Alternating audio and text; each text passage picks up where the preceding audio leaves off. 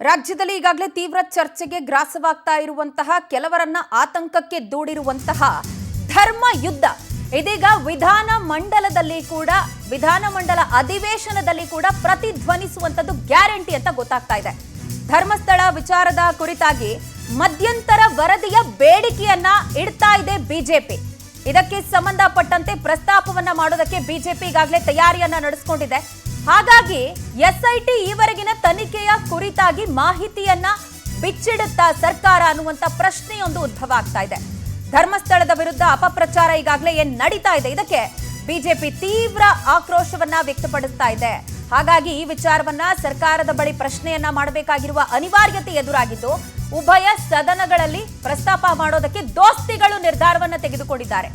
SIT ತನಿಖೆಗೆ ಸಂಬಂಧಪಟ್ಟಂತೆ ಒಂದು ವರದಿಯನ್ನ ಬಿಡುಗಡೆ ಮಾಡಬೇಕು ಸರ್ಕಾರ ಅಂತ ಹೇಳಿ ಆಗ್ರಹಿಸಲಾಗ್ತಾ ಇದೆ. ಇದರ ಜೊತೆಗೆ ಧರ್ಮಸ್ಥಳದ ವಿರುದ್ಧ ಅಪಪ್ರಚಾರಕ್ಕೆ ಸಂಬಂಧಪಟ್ಟಂತೆ ಬಿಜೆಪಿ ರಾಜ್ಯಾಧ್ಯಕ್ಷರು ಕೂಡ ಆಕ್ರೋಶವನ್ನ ವ್ಯಕ್ತಪಡಿಸ್ತಾ ಇದ್ದಾರೆ.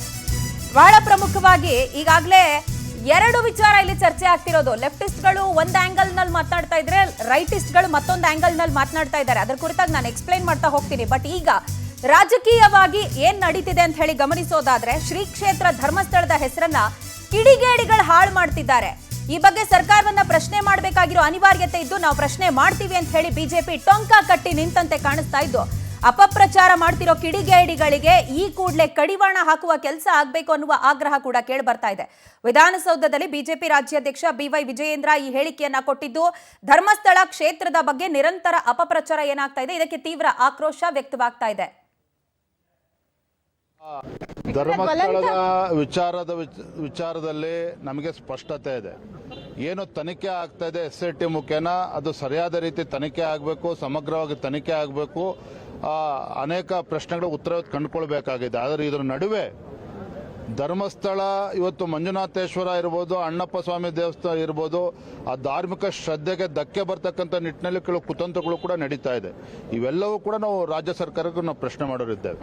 ಧರ್ಮಸ್ಥಳದ ವಿಚಾರದಲ್ಲಿ ನಮಗೆ ಸ್ಪಷ್ಟತೆ ಇದೆ. ಏನು ತನಿಖೆ ಆಗ್ತಾ ಇದೆ ಎಸ್ಐಟಿ ಮುಖೇನ, ಅದು ಸರಿಯಾದ ರೀತಿ ತನಿಖೆ ಆಗಬೇಕು, ಸಮಗ್ರವಾಗಿ ತನಿಖೆ ಆಗಬೇಕು. ಅನೇಕ ಪ್ರಶ್ನೆಗಳು ಉತ್ತರ ಕಂಡುಕೊಳ್ಬೇಕಾಗಿದೆ. ಆದರೆ ಇದರ ನಡುವೆ ಧರ್ಮಸ್ಥಳ ಇವತ್ತು ಮಂಜುನಾಥೇಶ್ವರ ಇರ್ಬೋದು, ಅಣ್ಣಪ್ಪ ಸ್ವಾಮಿ ದೇವಸ್ಥಾನ ಇರ್ಬೋದು, ಆ ಧಾರ್ಮಿಕ ಶ್ರದ್ಧೆಗೆ ಧಕ್ಕೆ ಬರ್ತಕ್ಕಂಥ ನಿಟ್ಟಿನಲ್ಲಿ ಕೆಲವು ಕುತಂತ್ರಗಳು ಕೂಡ ನಡೀತಾ ಇದೆ. ಇವೆಲ್ಲವೂ ಕೂಡ ನಾವು ರಾಜ್ಯ ಸರ್ಕಾರಕ್ಕೆ ನಾವು ಪ್ರಶ್ನೆ ಮಾಡೋರಿದ್ದೇವೆ. ಧರ್ಮಸ್ಥಳದ ವಿಚಾರ